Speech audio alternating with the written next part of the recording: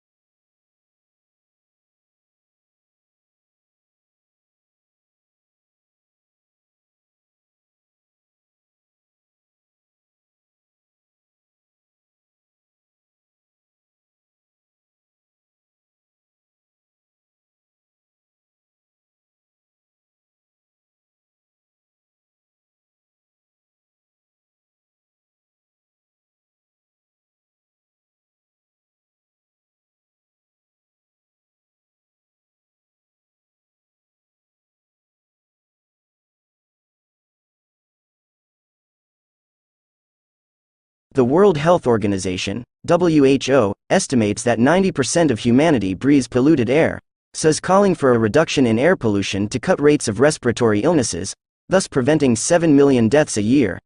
Contaminated water also causes major health problems and 5 million deaths a year according to Oxfam Interman.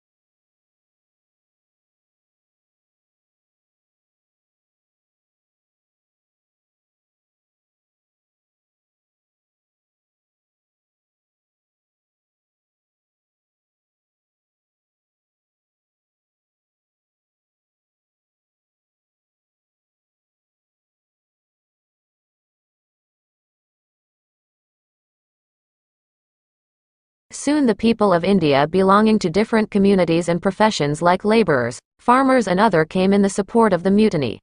The mutiny, which had started as a hunger strike of Navy soldiers, soon changed to a massive revolt of Indian people against the British government.